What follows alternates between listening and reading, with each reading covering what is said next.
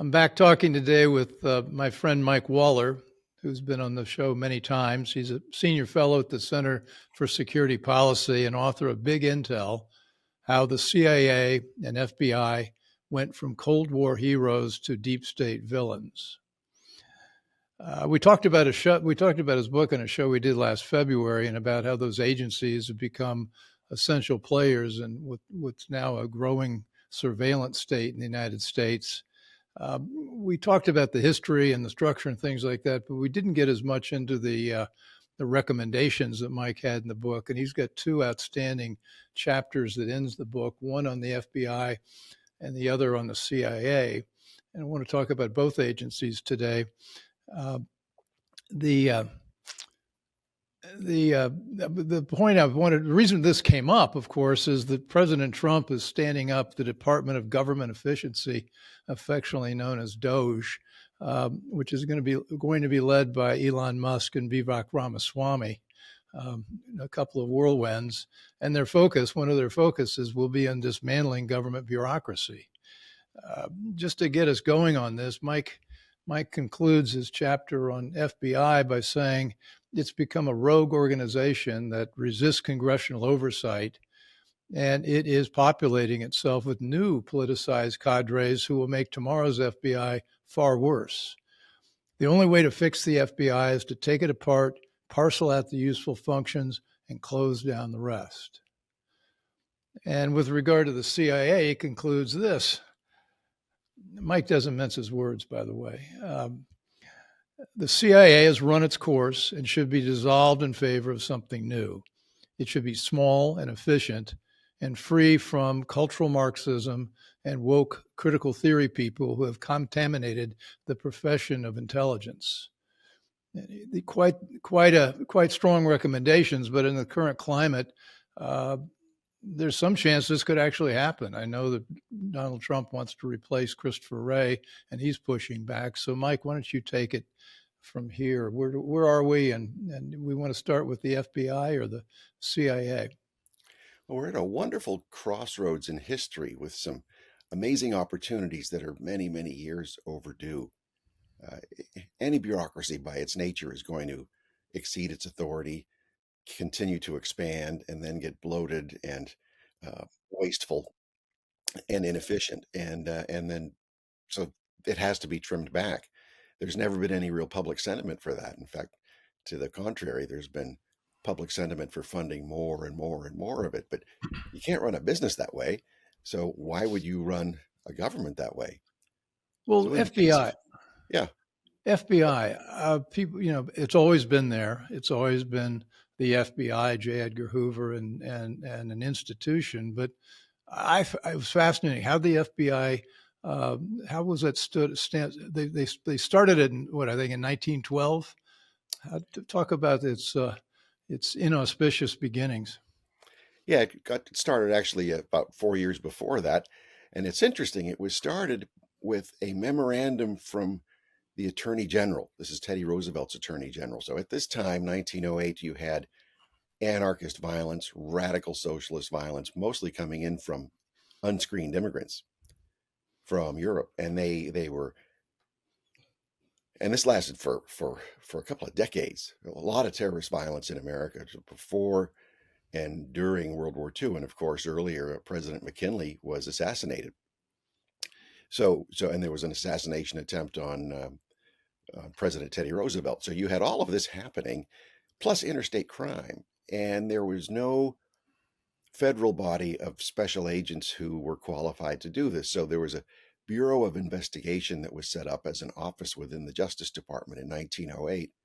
And the reason it was done by an Attorney General memorandum was Congress at the time opposed a federal police agency or something that could be used by the president against people across the country. So you had, even at the founding of the Bureau of Investigation, a circumvention of Congress to create this entity. So when the FBI became the FBI decades later, the Federal Bureau of Investigation, there was still no act of Congress that established it. It was all established by administrative means. So the opportunity now is where we have an FBI that really needs to have the whole mission rethought and redone, it can be dismantled and parceled out by administrative means because there's no law that created it in the first place. So it's not only a rogue agency, but its basis is not it's lawless in a way. Who does Christopher Wray, the FBI director, report to? He's supposed to report to the deputy attorney general and to the president, but in fact, the way he's running the bureau or the way the bureau is running him, he's really sort of the palace eunuch. He's being run by the radicals who've taken over the nerve center of the bureau. How are they radical? They were radicalized mostly in college.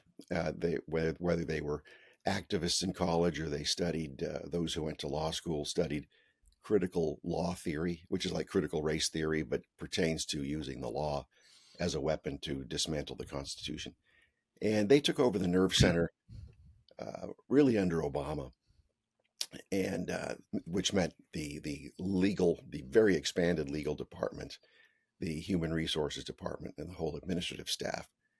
So much of that became radicalized, and then diversity, equity, and inclusion were used as a reason to promote people who were otherwise not hireable or promotable. They've taken things over, and they basically have Ray in their pocket. We throw out the term cultural Marxism. How would you define it? Cultural Marxism is the use of culture as a replacement for the economic class struggle between the Yeah. poor masses of the proletariat and the rich small bourgeoisie. Now the enemy is not the rich bourgeoisie under cultural Marxism, it's Western culture. So it's the whole Judeo-Christian ethic, the whole Greco-Roman ethic of Republican form of government, democracy itself, and it's used to attack everything from values, the nuclear family, patriotism, morals of what is right and wrong, redefining all of that and destroying everything to create something new. They don't say what it is new that they're going to create, but that's what cultural Marxism is. And really, it's not an innovation because Karl Marx developed it himself in 1843, 5 years before he became what people call an economist and wrote the Communist Manifesto. His first writings in 1843 were to destroy Western civilization.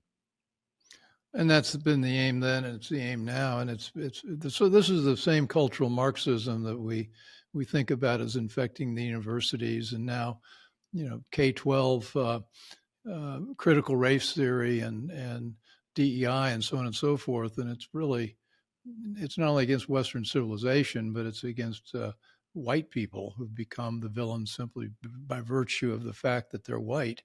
Sort of hard to run a law enforcement agency with that as the lens through which you're looking at everything. Yeah.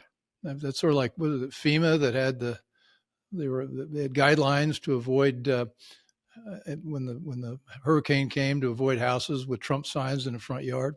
Yeah. So it Yeah. And comes then out of that. the person came out and said, this is the norm. She said, I'm not the exception who was doing this. This was the policy. Yeah. So imagine you have that now government wide, and you have a belief system through DEI and critical theory. So what we see in K through 12, imagine that going through the universities and from the universities to the graduate schools and law schools, and from there into the federal bureaucracy. You have people who have learned unemployable subject matter and unemployable skills, whose only real job are either in the government or creating a false demand for something that nobody wants, like critical theory, and then demanding DEI slots in private companies. So this is where these armies of people have gone in, and they've gone in not to uphold the Constitution, but to transform it. Well, absolutely. Now, if you were without we in the show, our show in February, we got into some more detail about what the various pieces of the FBI are about. But I want to go to your chapter on what to do about it. If you're advising Elon Musk and Vivek Ramaswamy, and I hope they do bring you into their effort, where do you start? How do you tell them to think about the FBI and where to look? Well, first you need the big picture. What do we need as a country? And then that demand for what we need drives what we have, and then drives what we transform or rebuild or recreate. So we do need federal law enforcement, like it or not. We do need federal investigative capabilities, like it or not. As long as we have federal laws, we're going to need an entity or entities that enforce those laws. We need a strong counterintelligence service. We're the world's #1 target for hostile foreign spies and the recruitment and subversion of our people. So we need all of these things, counterterrorism capabilities to certain degrees. So then now that once we decide what we really need as a country and where our threats are coming from, we have to take into account one of the greatest threats is the ability of these entities to turn against the elected leadership of the country and to even turn against a large element of the public for political reasons, which again was the concern of Congress back in 1908 when the Bureau of Investigation was first started. And President Harry Truman was in agony over this. He even wrote handwritten notes about the FBI. We don't need a Gestapo. So it's not extreme to be using these kinds of terms. So for Elon Musk and Vivek Ramaswamy to look at this, once we see what needs to be done, well, then how do we have these effective systems? And there are functions that the FBI performs that are very important, and some of them it performs very well. Let's take those good, let's call them centers of excellence, which is an overused term in government, but take it seriously. Take them and preserve them in general, but transfer them out of the FBI. We can't have a big centralized apparatus anymore. So transfer the crime fighting element of the FBI over to an agency that was created by the founding fathers. It's our only federal law enforcement agency that's part of the American founding. That's the U.S. Marshals. Relatively scandal-free over the years, especially compared to everybody else, with their own ethos, even though the Marshals are starting to become woke also. Take the crime-fighting functions and the police training functions and those, move them over to the U.S. Marshals. Take the counterintelligence part of the FBI, which has really not done a good job because it's more of a fly swatting operation. They go after mainly low-hanging fruit, the low-level student who's spying at MIT or the low-level staffer. They really haven't gotten a big spy in a long time unless somebody has betrayed that spy to the Bureau. So there's no penetration at all of foreign spy services. I think you said that most of the good material they get is because somebody walks in the office and becomes a whistleblower, not because of anything they've done to ferret out evildoers. Right. Yeah, even in the Robert Hanssen case of the senior FBI counterintelligence agent who had been a Soviet penetration in the Bureau for decades, he was only discovered because of a Russian walk-in who was handling this. So it wasn't any FBI sleuthing that got Robert Hanssen. In fact, the FBI was investigating Brian Kelly, a CIA man, falsely accusing him, ruining his life, because they believed that FBI could never be penetrated by the Russians. So take the counterintelligence column, division of the FBI. Take that and create an independent counterintelligence service. It's not a law enforcement service. It's just a spy hunting service. And you merge that in with other counterintelligence elements of the U.S. government to take a standing service that has no law enforcement function and operates abroad against foreign intelligence services, and then does the pickup service here to build evidence against spies here, and then hand it over to prosecutors for prosecution. And then so on down the line. Why does the FBI have its own firearms and explosives division when we already have an ATF, and we already have an ATF that's a huge problem? So why not simply combine the FBI's firearms and explosive unit, move it over to ATF, and then figure, now it's all consolidated, and then you figure out how's ATF become a big problem? Well, it's a big problem because it really exists to violate the rights of American citizens, to violate their Second Amendment rights. That's a problem. That's a big problem. That's a problem. Now it has the explosives mandate also, and when you're talking about illegal explosives and terrorist attacks and so forth, you need some kind of investigative capability for that. So there's something that's needed, but this is a time now for the Department of Government Efficiency to see what do we need an ATF So for? put them together, we get those two functions, and then we can figure out what to do about it once it's been put together. Right. And then you pick the Okay. most capable people from each and abolish the positions of everybody else so that because in government, you can't simply fire people for the most part. Well, There are exceptions. But if you abolish their positions, they have to leave government service. one of the things you pointed out in the book, and we talked about a bit last time, is that um, there's a real difference between enforcing, criminal enforcement culture and an intelligence culture. And in the crime world, you're anticipating going into court and having hard evidence to make your case, and it's a world of facts and data and evidence. And in the intelligence business, it's much more speculative. It's much more hypothetical. It's all sort of things. And so when you put those two cultures together, you end up with something pretty toxic. Yeah. Yeah. And that's what happened when, after 9/11, the FBI was turned into a domestic intelligence agency with police powers. So for rules of evidence, if the authorities get something on you by stealing your communications or by doing something that would ordinarily be illegal, that evidence is not admissible in court. But it's a job of intelligence services to do those kinds of things Yeah. against others. And it's perfectly admissible as intelligence because the purpose of intelligence is to aid decision makers. It's not to prosecute people. So when you have this combination of intelligence and law enforcement, rules of intelligence versus rules of evidence, it's extremely dangerous, as we've seen. So there's six branches. The national security we talked about, the intelligence branch. Then there's also something criminal cyber and services, and the science and technology branch, and an information and technology branch. Don't you love government? The way we create these new things, and then a human resources branch, I suppose, to make sure all the incoming recruits are properly woke. What do you do with the rest of the FBI? Well, there are certain parts that you can transfer out and then cull. There are other parts that I think can be privatized. The FBI has a really excellent crime lab, and it does really good work on science and technology. But the private sector does the science and technology so much faster and so much better. And even on certain types of information collection, there are already private companies that already do this. So why not privatize a lot of those functions? Then the FBI won't be out there just continuously collecting things. It can simply subscribe to a service or pay private investigators to do a lot of the work, but it's all auditable. Right now, it's not auditable. Now, if you're Elon and you want to talk to people with people who understand the problem and who are on our side on this, could you put together a panel of 6 or 7 or 8 people who understand the issues and have these kind of solutions? Yes. Okay, so you don't have to. I don't really want to name names, but there are people who could.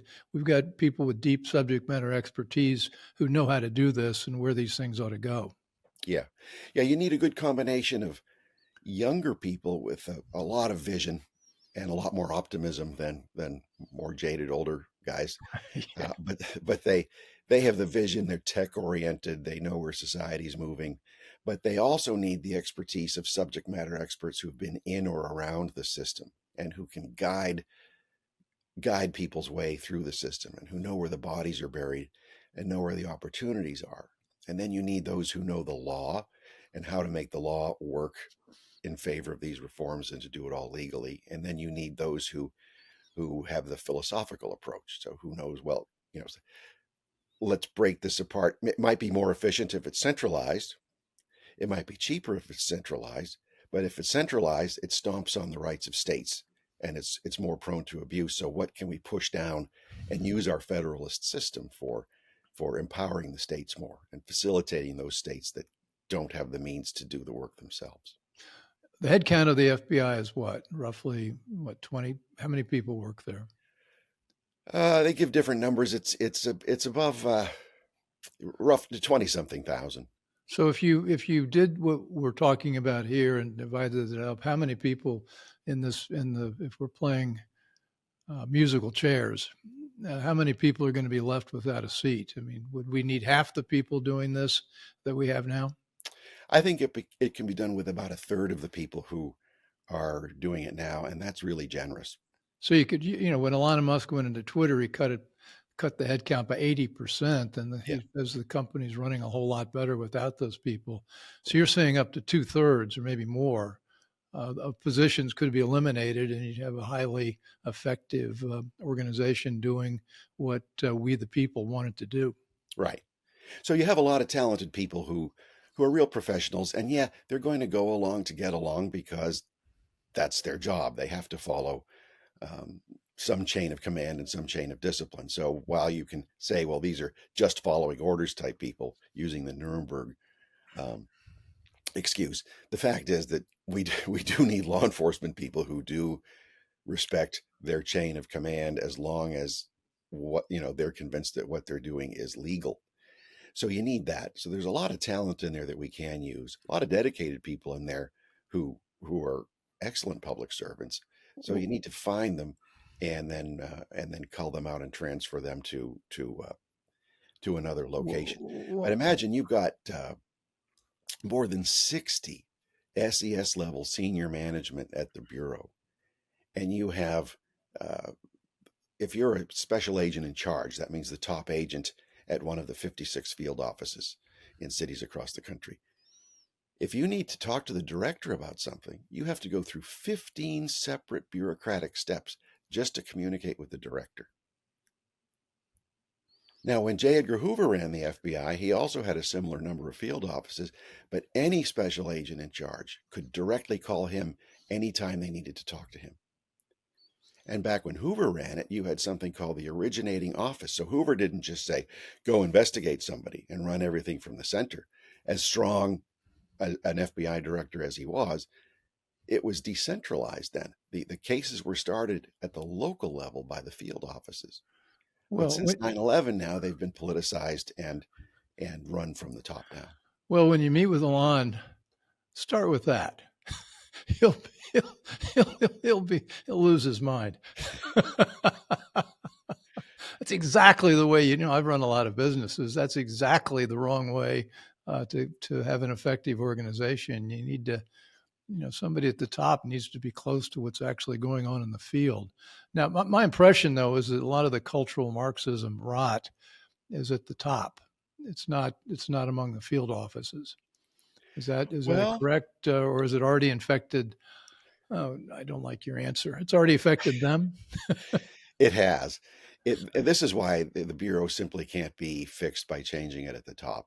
Yeah. Okay. The first you have this has been the real extreme stuff has been going on since 2009. Yeah. So that's 15 years. That's day one from Obama. They went from Obama. So the people who went in at entry level are now midway through their careers. They're the middle management. They're they're running the field offices now. They're the special agents in charge of the field offices. You've seen the picture of the rather portly FBI woman bending the knee in her body armor at the BLM march on Pennsylvania Avenue in Washington. Yeah. She was promoted after that, and she is now assistant special agent in charge of the Washington D.C. field office. So these are marks for promotion. So if you do not go along with and this is the incentive system that was put in, you have to check all these boxes. Every field office uh, special agent in charge has to make sure they're filled. So it's you have to do electronic surveillance of people, certain number of them per year, even if it's not needed. Oftentimes it's easier just to go and talk to somebody and they'll tell you whatever you want to know. But no, you have to check the box that you did electronic surveillance. You have to check the box that you swatted somebody's house. You have to check the box that you're sufficiently promoting DEI. That's not simply following the instructions of the center to make DEI available or whatever. You have to be what they call an ally. You have to be an activist, go above and beyond any statutory requirements. And it's really the politicization of the Bureau. If you Well, do that's not do that, that's you won't get promoted. that's more like Mao's cultural revolution. You're not supposed to just obey. You're supposed to believe everything that you're being told. They want your mind and your soul, not just your actions. Is that am I interpreting that right? Right, right. So if you have a religious values or just a moral code where you say, you know what, sorry, I'll be a good colleague and I'll just do my work and I'll be Yeah, respectful to others, but I'm not going to be part of this. That counts against you.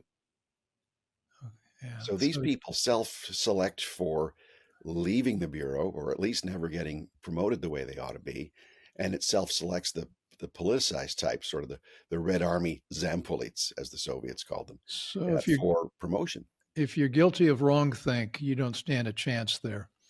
Now, So let's take an action step, and then I want to turn to the CIA. Donald Trump has the power to fire Christopher Wray, as I understand it. Day yes, one. yes, any president. So an FBI director has a 10-year term. That's by law. But any president who loses confidence in his FBI director can remove him at any time. So there ought to be some action steps before that, though, to think about not a replacement traditional sense, but a change agent, somebody that wants to dismantle it and put the various parts in the places you suggest. So that's a different job description than you might normally think of a CIA head. So Yeah. So imagine Washington politics and the Washington business model. If you're a senior executive service level manager, leader in the FBI, and you're making, I say, $200,000 a year, or whatever the amount is, you know that as soon as you retire in good graces from the bureau, you're going to become a partner in a big DC law firm. yeah. Imagine what your income level is going to be now. Or you'll be brought on as general counsel, part of the general counsel team of a very large, very wealthy tech company. So you don't rock the boat. So you're not going to, it's not in your personal interests to rock the boat to make these needed changes. So you really need somebody who doesn't care. And this is where somebody like Matt Gaetz is Attorney General, who ordinarily I would have thought, what's going on? How could he be Attorney General? Or Kash Patel, or a guy like him as a potential FBI director. Right. The time is, we're at a place in history right now where we need guys like that to do it, because they do not crave that respectability in the DC establishment. They don't want to be part of DC law firms. They don't want any of that inside the Beltway swamp game. They just want to get the job done, and they don't want to become part of Washington's beautiful people crowd. Oh, I think that's exactly right. Um, well, we'll make sure that Mr. Trump, President Trump, gets that. I think he already gets it if you look at his appointments right now. But Matt Gaetz certainly fits that bill as cash. Well, let's go.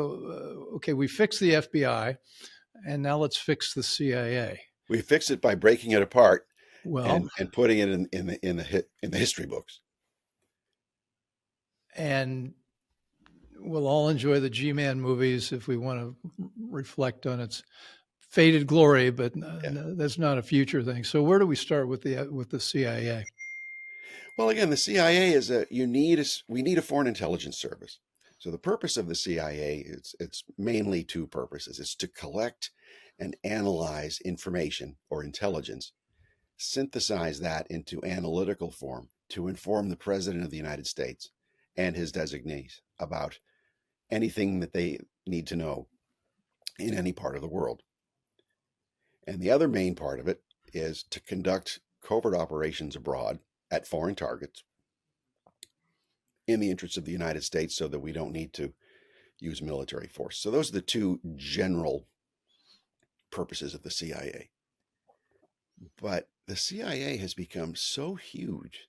Again, mission creep again. We just throw money at this. You get black budgets. So nobody knows publicly what the CIA budget is. And it makes sense, because we don't want our adversaries to know. But CIA also has about 20 something thousand employees. Is that right? Right, Yeah. right. But if you look at the products, I mean, think of it. They didn't predict the collapse of the Soviet Union, when those of us in the private sector did, because we were in the middle of it. They didn't predict so many advances and so many developments around the world, even though private citizens did. journalists did, NGOs did, but the intelligence people did not. And of course, they would say, well, we have access to information you don't have. So well, no, they were wrong. They didn't predict the rise of communist China. The CIA broke with the rest of the intelligence community in a general assessment of where the COVID virus originated from. CIA said, we don't know. To the FBI's credit, even Director Wray's credit, they said, it came out of the Wuhan lab. CIA said no. And if you go back and look, CIA Director Brennan gave financial incentives for his analysts to come up with the right conclusion that they could not discern where the virus originated. And they even said, we couldn't find out because the Chinese wouldn't cooperate with us. Wow. Well, didn't they also predict, I think you pointed this out, that Russia would be in Kiev or Kyiv, as we now call it, within 4 days of going into Ukraine? Yeah. Yeah. They said Russia would have a total, complete blitzkrieg kind of victory. The other thing you talk about, and it's real, I found it really interesting, is so much of what the CIA produces as so-called intelligence is in the public, it's already out in public, and they're basically reading the London, the Financial Times and Asia Times and that sort of thing to gather a lot of what they then turn into CIA reports. So a big chunk of their intelligence is not even remotely proprietary. Right. And then a whole lot that we get is from other foreign intelligence services. So we don't have many human agents around the world doing the actual spying. We just rely on the Brits or the Canadians or the French or the Pakistanis or you name it to provide us with intelligence on what's going on. But that puts us at the mercy of the agendas of those other foreign governments. Well, I think you said only about 1,500 are intelligence officers stationed abroad, and only a handful of those are actually out in the field. The way we think of, John le Carré's spies, out in the cold. I mean, not a lot of that happening now. No, not much at all. We have about roughly 1,500 in the clandestine service, meaning they're operating undercover abroad. And I thought, just by looking at the rest of the bureaucracy, you could cut that by 2/3 and still have a good, efficient clandestine service, 500 clandestine service officers. And I raised this in a discussion with a group of 6 former CIA station chiefs who get it, who know what the problems are. And they laughed and they shook their head, and one of them said, just take one of the zeros off that. So it's not 500 who are worth anything, it's 50. Yeah. So imagine then. This is sort of a Twitter X transition. If you take those best 50, you eliminate the rest of the clandestine service. You take those best 50 and you create something really elite, really competitive, really good out of that. We would have a fantastic clandestine service capability that we could be rebuilt from the bottom up without losing any of what we have right now. Well, pardon that interruption. That was the Central Intelligence calling to tell us we ought to cut it off. You talk about splitting it in two. One of them is an intelligence service for analysis of intelligence. The other is a separate service for covert operations. It's that simple? No, it's more complicated than that. But as a start, just separate the intelligence collection. That's the people who get the information in, whether it's through agents or informants or liaison with foreign intelligence services or electronic means. And then they analyze that into an intelligence product. So these are assessments and briefings and so forth for the president and his designees. You make that one standing collection and analytical intelligence service. Then you have then you break off what was called the clandestine service or the Directorate of Operations. You break that off into a standing active intelligence service of its own, very small, so therefore it's much more controllable and much more auditable, and then have that run really high-end, long-term operations against our adversaries abroad. So when we're thinking about, you also talk persuasively in the book about how the CIA has also been pervaded with cultural Marxism, and that has its roots even further back in the 30s with the Frankfurt School and the way they infiltrated big chunks of the FDR's government and then the OSS. And I think they took a lot of care in 1947 when they created the CIA to root that out, but they didn't succeed, and that's metastasized ever since. Yeah.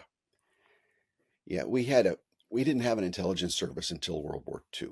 And so very quickly at the instigation of the British, in 1940, President Roosevelt set up the Office of Strategic Services, and the British intelligence service helped us build our OSS to fight the Nazis and their allies. So they did a really fast job, brought in people really quickly. They not just operators, people to operate abroad, because we had no commando or special operations forces of any kind at the time. So we had those, but then we didn't have any foreign analysts. We didn't have any disciplined body of linguists apart from some folks in the State Department. People had with firsthand subject matter expertise in the Nazi occupied areas. So we needed all that. So it was a very quick activity to recruit people, especially immigrants who were fresh from those areas, refugees from the Nazi rule. They knew everything. They knew the people, they knew the dialects, they knew, infrastructure, vulnerabilities, and so forth. That was all really vital.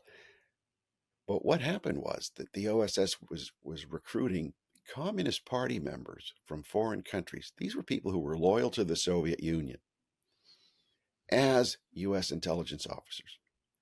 Now, we need those types of people in wartime. Like if our enemy is our enemy's enemy, then that guy becomes our friend also. So it's necessary, and we were rightly or wrongly allied with Stalin at the time. But there's a difference between using those individuals for our own intelligence purposes or allowing a foreign intelligence service to use you. And the way it turned out was the British liaison officer at the British Embassy in Washington, who helped set up the OSS, was himself a Soviet agent. Nobody knew it at the time. So you had a Soviet agent setting up the OSS, and then you had General What Wild Bill was his Donovan, name? Dickie Ellis. Dickie Ellison. Okay. And his boss was William Stevenson, the man called Intrepid. Yeah. Brilliant man, but he didn't know that his underling there was a Soviet spy. And then you had James Angleton, who was one of the early OSS and CIA heroes, had developed a friendship with his British counterpart, Kim Philby. So it took a while to figure out these things, and all of that's understandable. But when you have warnings at the time, so J. Edgar Hoover was warning at the FBI, communists are infiltrating our institutions. We have to be watchful, and we have to purge them out. But Hoover and Donovan hated each other from previously when they both worked together in the Justice Department earlier in the 1930s. So you had, or 20s even. So Donovan didn't want to hear it, but it wasn't that he was just blind to it. He actually lied to Congress about it. And to this day, the CIA still on its website includes one of those communists, Herbert Marcuse, as one of its own. And Herbert Marcuse is the academic who developed. Wait. Herbert Marcuse? Yeah. The Herbert Yes. Marcuse, Yeah. the hero of the SDS on every college campus in America in the 60s, who was advocating the most radical stuff. Herbert Marcuse. Same guy, the founder of the Frankfurt School, who worked with Stalin and who broke with Stalin, but not with communism, because he thought Stalin wasn't communist enough. And he was the German academic who developed critical theory in Frankfurt, Germany, and in New York when he was brought to Columbia University. And then he went right into the OSS and brought his friends with him. So how does this color our intelligence gathering? Because is it a little bit, we talked about how the FBI would now target parents of children talking to school boards as enemies of the state. I mean, how does this color our intelligence collection if you've got woke DEI, cultural Marxism as your core value? Yeah, well, this is a problem when you view your own society as enemy territory. Yeah. When you subscribe to critical theory that wants to tear down American founding principles, and when it indoctrinates people K through 12 and into the universities, with the idea that our founding fathers were evil, racist, bigoted, misogynistic, slave owning, greedy people with no redeeming values. And they wrote our Constitution and they wrote all of our founding principles.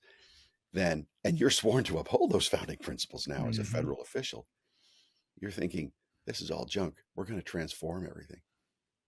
So they're not looking at the intelligence of what is a threat to our founding principles. They're viewing our founding principles as the threat.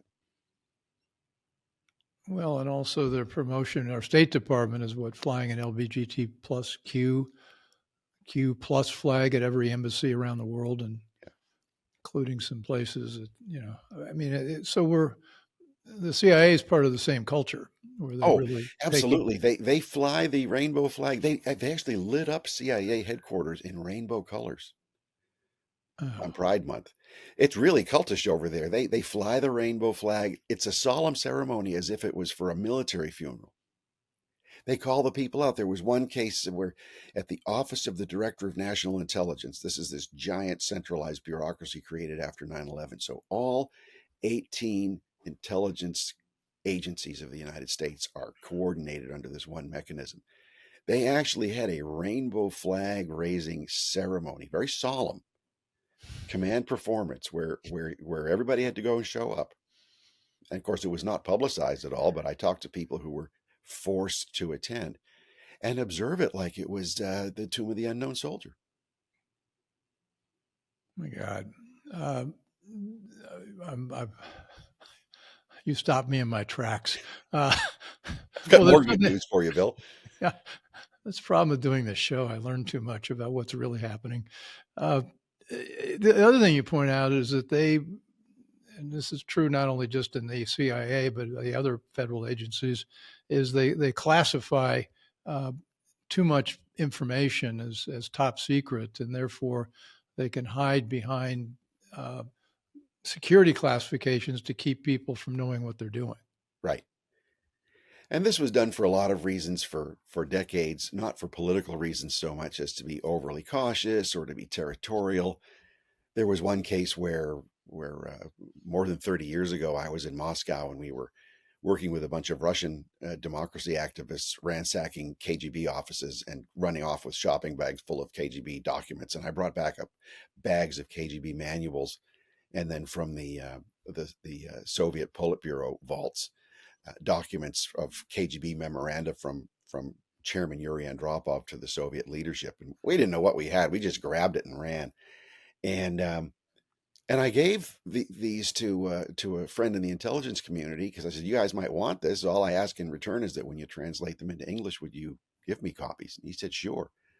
But once the bureaucracy got a hold of that, they classified it all as top secret to protect their sources and their methods. Well, I was the source and I was the method, and I don't need protection. I just want my translations. And they didn't keep their word. So about 25 years later, they finally declassified them.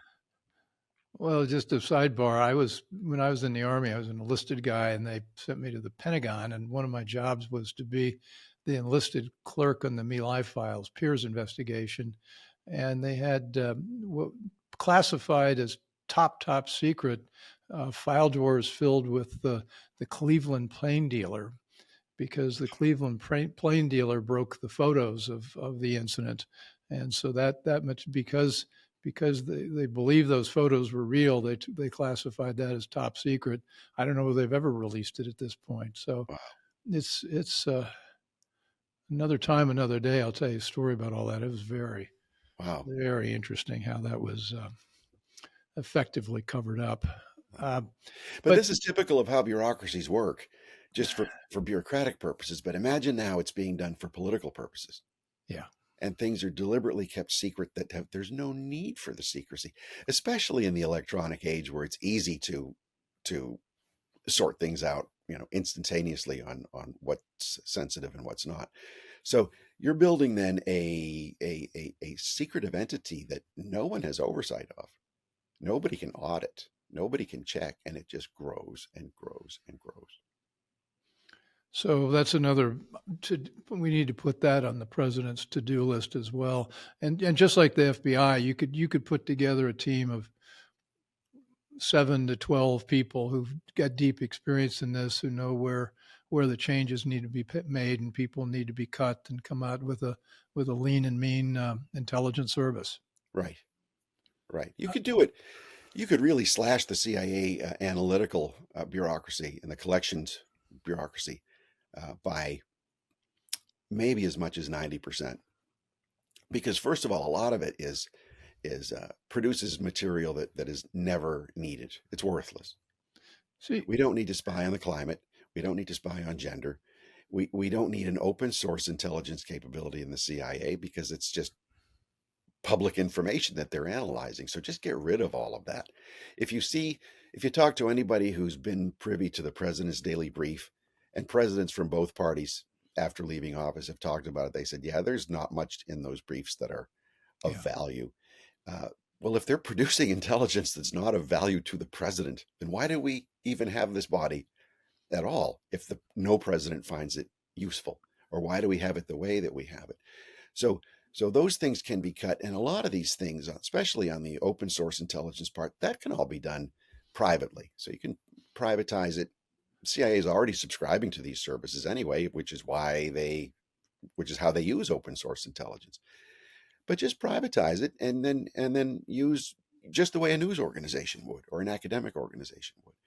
So there you'd be cutting thousands of positions there and showing once more Well, that so much of our vaunted intelligence community, which is so mysterious and therefore untouchable, is really another emperor has no clothes type of place.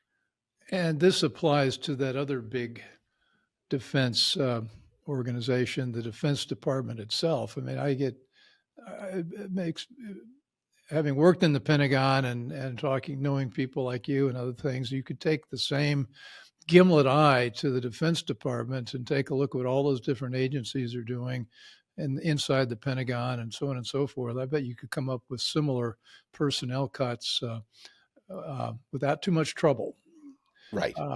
But that's another show. We'll dig into. But doesn't that? I mean, it makes sense that it would just accrete in the same way. Oh, But sure. there's one other thing you say. Even if we break this down to lean and mean, we've got to repeal all the Obama and Biden executive orders that mandated critical theory and cultural Marxism. Yeah. And that's right. That's in the rule book right now. Right.